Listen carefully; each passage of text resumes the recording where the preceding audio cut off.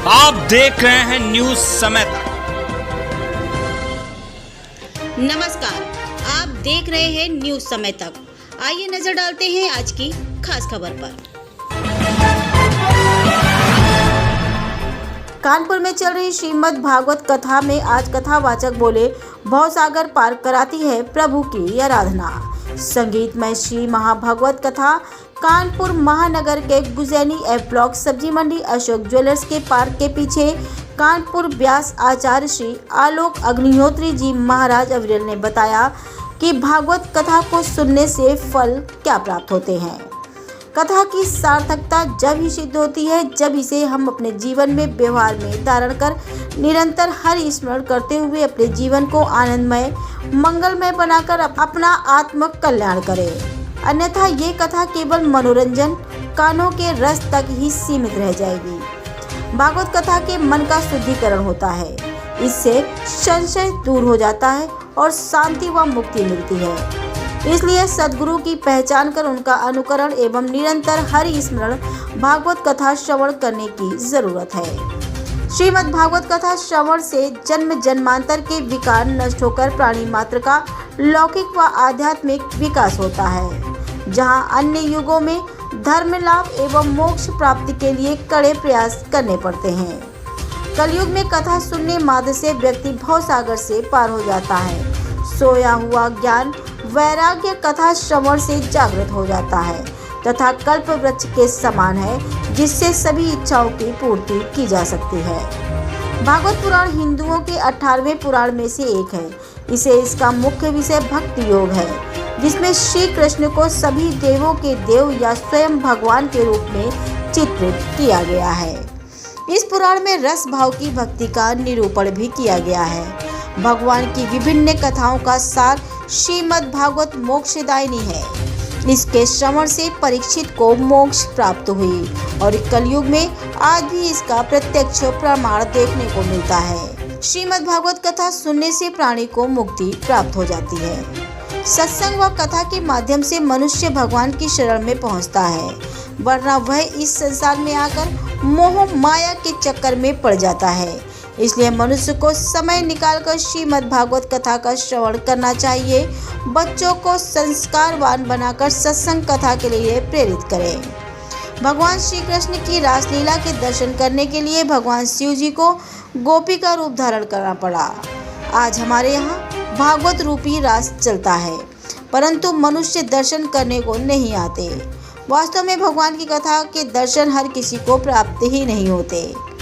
कलयुग में भागवत साक्षात श्री हरि का रूप है।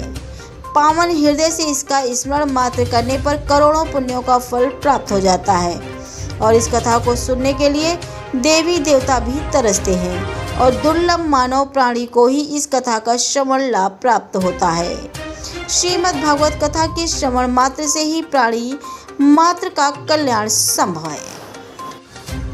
कानपुर से विजय अग्निहोत्री की ये खास रिपोर्ट। 6वीं बार अत्रि ऋषि के पुत्र के रूप में दत्तात्रेय के रूप में भगवान अवतरित हुए और यहाँ पर अलर्क प्रहलाद है आदि को आत्मविद्या का उपदेश दिया। 7वीं बार ऋषि प्रजापति की स्त्री आकृति से यज्ञ भगवान के रूप में भगवान अवतरित हुए। 8वीं बार नाभिराजा की यहाँ पर इनकी पत्नी मेरु से ऋषभ देव के रूप में भगवान अवतरित हुए। उन्होंने जैन धर्म को चलाया। भगवान ऋषभ देव जैन धर्म के प्रवर्तक हैं। 9वीं बार भगवान पृथु का अवतार धारण करके आए और पृथ्वी का दोहन किया।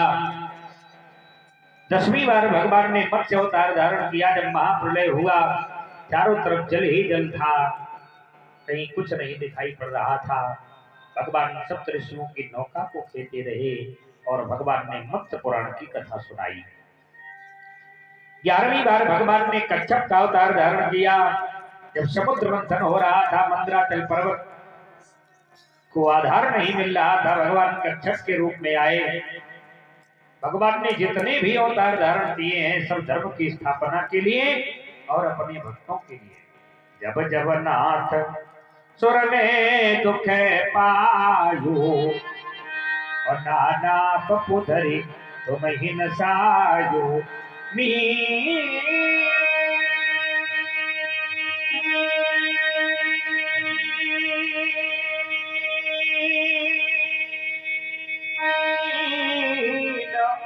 कमठ जो करे नर हरि बामन परसो राम बपुधरी। भगवान ने जितने भी अवतार धारण किए हैं सब अपने भक्तों के कल्याण के लिए, धर्म की स्थापना के लिए, अधर्म अत्याचार को समाप्त करने के लिए। 12वीं बार भगवान धन्वंतरी के रूप में आए, अमृत का कलश लेकर के प्रकट हुए।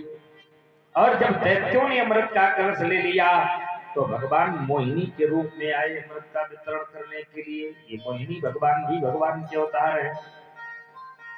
चतुर्दशम नार सिंहम बिभ्रत दैत्येंद्र मूर्तितम। 9वीं बार भगवान नरसिंह के रूप में आए और भक्त प्रहलाद की भगवान ने रक्षा की। हिरण्यकश्यप के अत्याचारों का अंत किया। 15वीं बार भगवान वामन के रूप में आए। राजा बलि को बहुत बड़ा अभिमान हो गया था, मैं बहुत बड़ा दानी हूँ, उसके अभिमान को। देखते रहे न्यूज समय तक। आप खबर दें, हम आप तक खबर पहुंचाएंगे। गांव से शहर तक, शहर से देश तक, देश से विदेश तक।